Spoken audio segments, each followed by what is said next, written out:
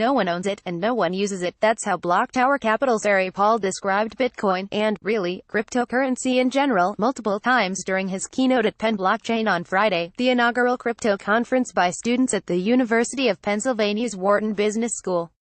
While it might not sound like it, Paul emphasized Bitcoin's low adoption as a rallying cry. In fact, taken in total, the conference in West Philadelphia felt mainly like a day of recruiting pitches by crypto luminaries. In saying that no one uses it, Paul was illustrating how, despite all the conversation and hype the technology has generated, in the grand scheme of things, the ecosystem is still very small.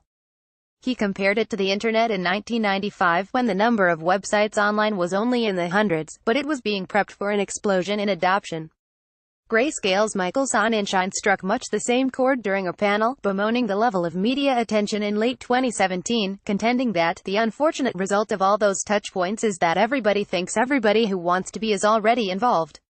But in fact, throughout the day, presenters emphasized there's lots of opportunity for all kinds of talented people to work in the cryptocurrency and blockchain ecosystem.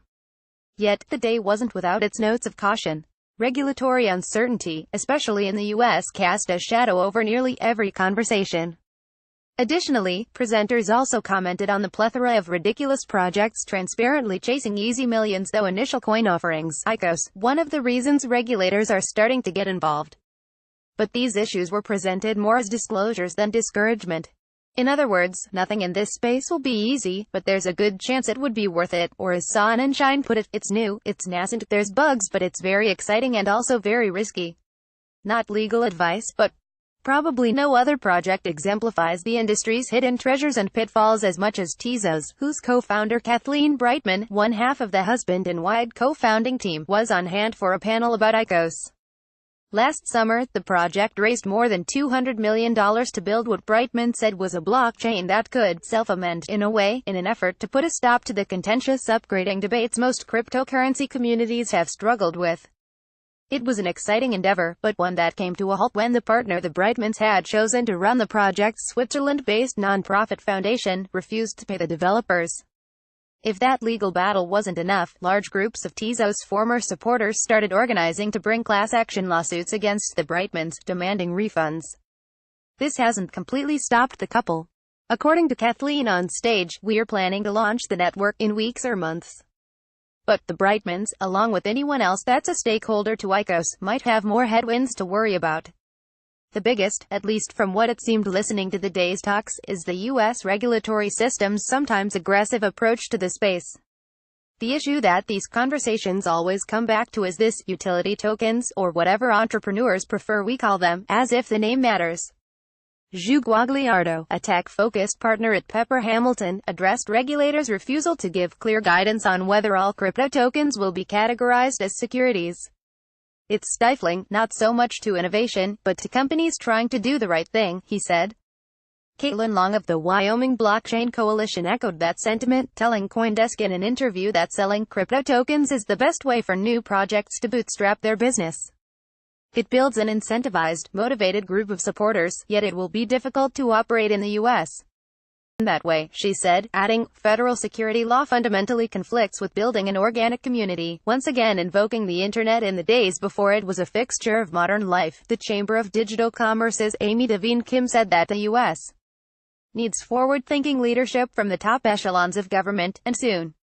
We need a clear statement like we had in 1999 for the internet, saying this is important technology, she said.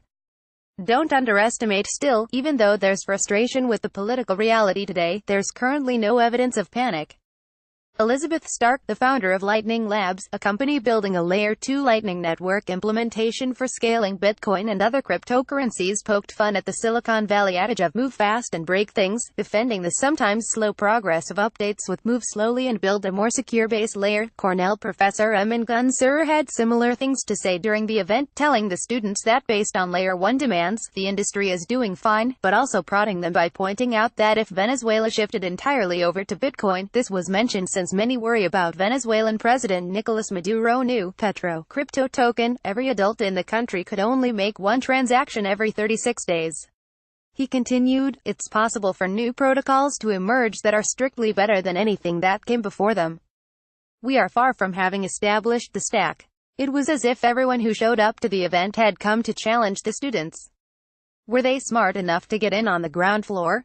And even then, were they smart enough to pick winners? Now, in a world where, as future perfect VC Jalak Jobanputra put it, there are 10 altcoins for every business case. For his part, Paul told the students that while people will try to tell them that cryptocurrency won't amount to anything, there are billion-dollar businesses in building tools for interacting with a technology. But he warned, many of these projects are on the wrong side of the Gartner hype cycle, speaking in much the same way to blockchain's potential to surprise. Amber Balde, on her last day as the blockchain lead at JP Morgan Chase, reminded the audience that the most lasting ideas are sometimes discovered by someone just playing around with a technology they find interesting. Sometimes the most important ventures aren't born from serious people building serious companies or noble people taking on noble causes. As such, Balde said, you can't underestimate things like CryptoKitties. Students via Shutterstock, the leader in blockchain news. CoinDesk is a media outlet that strives for the highest journalistic standards and abides by a strict set of editorial policies.